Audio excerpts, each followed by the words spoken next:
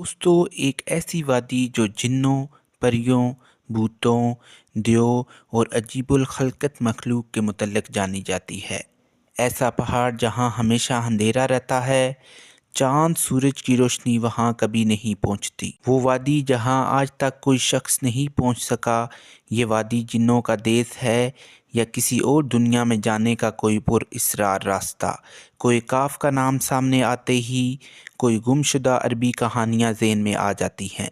ऐसी कहानियाँ जो बादशाहों की हसीन शहज़ादियों से शुरू होकर जिन्नों और परियों के ज़ेरे कब्ज़ा हैबतनाक कलू और तलस्सम से जुड़ी होती हैं।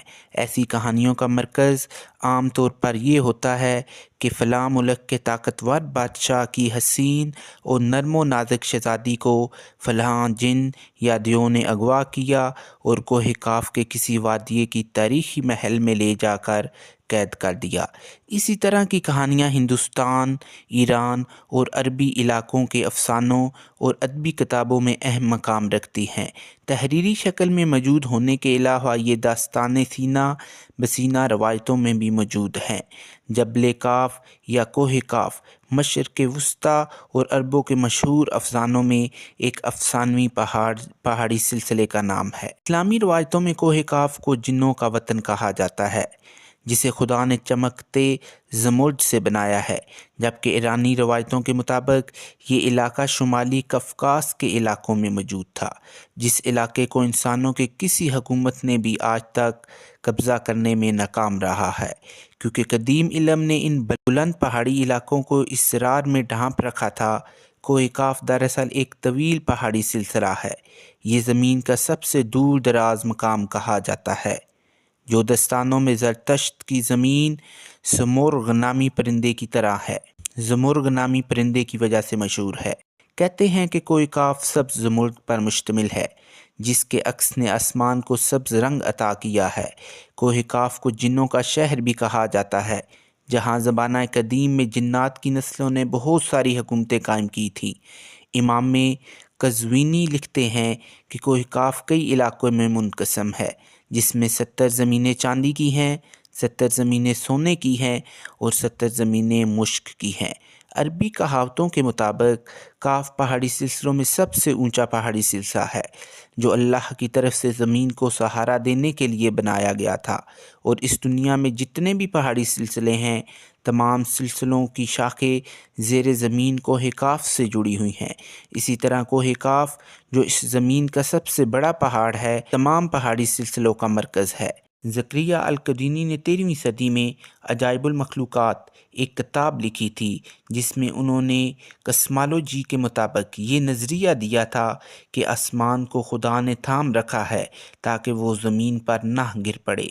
इस ज़मीन के चारों तरफ पहाड़ों का एक तवील सिलसिला है, जिसमें कोह काफ भी शामिल है, जो इन सिलसिलों को खूंटी की तरह अपनी जगह पर रखता है। इसी तरह मशहूर सूफ़ी बुज़ुर्ग जलालुद्दीन रूमी ने अपनी तहरीरों में कोह काफ का ज़िक्र कुछ यूँ किया है कि ताकतवर बादशाह सिकंदर ज़ुल्करनैन ने आब हयात की तलाश में मशरक़ का सफ़र किया था। इस सफ़र के दौरान आप कोह काफ तक जा पहुँचे थे। जब आपको कोह काफ पहुँचे तो आपने देखा कि वहाँ फ़रिश्ता इसराफील क़यामत के दिन का इंतज़ार करते हुए सूर फूंकने का इंतज़ार कर रहा है। कोह काफ और इसने आबाद मखलूक़ात के मुतल्लिक़ एक और रवायात बयान की जाती है कि हज़रत इब्न अब्बास फरमाते हैं कि रसूलुल्लाह सल्लल्लाहु अलैहि वसल्लम हमारे पास तशरीफ़ लाए, जबकि हम मस्जिद नबी में हल्का बनाकर बैठे हुए थे। हमें आप सल्लल्लाहु अलैहि वसल्लम ने फरमाया, क्या कर रहे हो? हमने अर्ज़ किया कि हम सूरज के मुतल्लिक़ गौर कर रहे हैं कि वो कैसे तलू होता है और कैसे ग़रूब होता है। फरमाया, तुमने अच्छा किया है। इसी तरह से मखलूक में फ़िक्र करो, खालिक में फ़िक्र ना करना, क्योंकि अल्लाह जिसके लिए जो चाहता है पैदा करता है। तुम इससे ताज्जुब करो कि कोह काफ से आगे 7 समुंदर हैं। हर समुंदर 500 साल सफ़र करने के बराबर तवील है, और इसके आगे 7 ज़मीनें भी हैं जिसका नूर उनके बासियों के लिए चमकता है। इस कोह काफ के आगे 70,000 मखलूक़ात हैं जो उड़ती हैं। इनको परिंदों की शक्ल में पैदा किया जाता है। ये मखलूक और इनका बच्चा पैदा होते ही हवा में उड़ने लगता है। ये अपनी तस्बीह की अदायगी में ذرا برابر بھی وقفہ نہیں کرتے۔ ان کا کھانا بھی ہوا ہے، ان کا پینا بھی ہوا ہے، ان کا لباس بھی ہوا ہے اور ان کے برتن بھی ہوا کے ہیں۔ وہ یہ نہیں جانتے کہ اللہ نے حضرت آدم کو پیدا کیا ہے، اور نہ ابلیس کو جانتے ہیں اور نہ ہی ابلیس کی اولاد کو جانتے ہیں۔ اللہ نے کوہ کاف کو دنیا کے گرد تخلیق کیا ہے۔ یہ تمام دنیا اس پہاڑ کے درمیان میں ایسے موجود ہے جیسے ایک انگلی میں انگوٹھی کوئی انسان پہن کر رکھتا ہے، کیونکہ وہاں پہنچنے تک 4 مہینے اندھیرے میں سفر کرنا پڑتا ہے۔ یہ وہ پہاڑ ہے جہاں کوئی سورج نہیں، کوئی چاند نہیں، یہاں تک کہ یہ لوگ چاند اور سورج کے بارے میں بھی نہیں جانتے ہیں کہ اللہ نے چاند اور سورج بھی تخلیق کیا ہے۔ جو روشنی ان تک پہنچتی ہے وہ کاف پہاڑ کی روشنی ہے، اور وہاں موجود لوگ جڑی بوٹیاں کھاتے ہیں اور ان کے بدن پر کوئی کپڑا موجود نہیں ہے۔ صحابہ نے پوچھا، یا رسول اللہ، کیا وہ لوگ فرشتے ہیں؟ آپ نے ارشاد فرمایا، نہیں، وہ فرشتے نہیں ہیں، لیکن اللہ سے ان کی فرما برداری بالکل فرشتے کی طرح ہے۔ پھر آپ نے فرمایا کہ معراج کی رات ان کی ملاقات کوہ کاف کے لوگوں سے ہوئی تھی، اور وہاں کے لوگوں نے آپ صلی اللہ علیہ وآلہ وسلم کی دعوت کو قبول کیا اور وہ مسلمان ہو گئے۔ سبحان اللہ۔ صوفیاء کرام کے نزدیک دراصل کوہ کاف اس زمین میں موجود کوئی پہاڑ نہیں، بلکہ کوہ کاف سے مراد عالم مثال میں واقع وہ پہاڑی سلسلہ ہے جو بذریعہ کشف اولیاء کرام کے مشاہدے میں آتے ہیں، جیسا کہ خواجہ فرید الدین عطار جیسے صوفیاء نے اس تصور کا مشاہدہ کیا ہے کہ طریقت میں کوہ کاف کو شعور کا ایک دائرہ اور مرید کا حد سمجھا جاتا ہے، جسے پا کر بندہ فنا فی اللہ کے درجے تک پہنچ جاتا ہے۔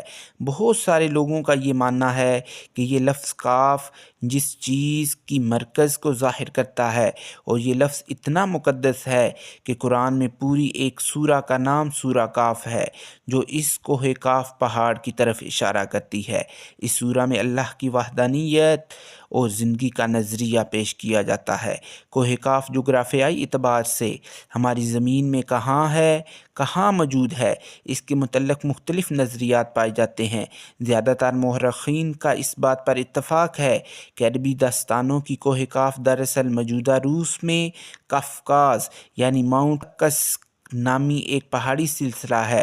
یہ علاقہ یورپی روس میں بحیرہ اسود اور بحیرہ قزوین کا حصہ ہے، جس میں آرمینیا، آذربائیجان، داغستان، روس، چچنا جیسے ملک شامل ہے۔ یہ علاقہ قدرتی حسن سے مالا مال ہے، جہاں جانوروں اور پرندوں کی بے شمار اقسام پائی جاتی ہیں۔ جھیلیں، آبشاریں، چھوٹے چھوٹے چشمے دیکھ کر ایسا معلوم ہوتا ہے کہ گویا جنت زمین پر اتر آئی ہو۔ یہاں انسانی آبادی بہت ہی کم ہے۔ یہ پہاڑی سلسلہ ایشیا کو یورپ سے جدا کرتا ہے۔ اگر کوہ کاف کو خلائی سیٹلائٹ سے دیکھا جائے تو یہ علاقہ سفید پٹی جیسا نظر آتا ہے، جبکہ بعض محققین کا خیال ہے کہ کوہ کاف انٹارکٹیکا کے ان ویران اور برفینے علاقوں میں موجود ہیں جو ہمیشہ بادلوں اور اندھیروں سے ڈھکا ہوا ہے، جبکہ کچھ لوگ قدیم کور کے ہیٹلائٹس سٹی کو ہی کوہ کاف قرار دیتے ہیں جو کسی بڑے عذاب کی وجہ سے تباہ ہو چکا ہے۔ جدید فزکس کی نئی تاریخ کے مطابق یعنی ڈائمنشن بھی کوہ کاف کو بیان کرنے میں مؤثر ثابت ہوتی ہیں۔ دراصل فزکس کی جدید تحقیق کے مطابق ہماری اس کائنات میں کل 11 ڈائمنشن موجود ہیں، جبکہ ہم انسان صرف 3 یا 4 ڈائمنشن میں زندگی گزار رہے ہیں، کیونکہ ہم ٹائم اور سپیس کی قید میں زندگی گزار رہے ہیں۔ اس مزید 6 ڈائمنشن میں کتنے ستارے، سیارے اور دنیا آباد ہیں، اس کا علم صرف اللہ تبارک تعالیٰ کو ہی ہے۔ محققین کے مطابق ارواح کی دنیا، عالم برزخ اور جنت و جہنم انہی ڈائمنشن میں موجود ہیں جن میں انسان موت کے بعد داخل ہوتا ہے۔ ممکن ہے کہ کوہ کاف بھی انہی 11 ڈائمنشن میں سے کسی ایک ڈائمنشن میں موجود ہے، جہاں نسل انسانی کا قدم رکھنا بالکل ناممکن ہے۔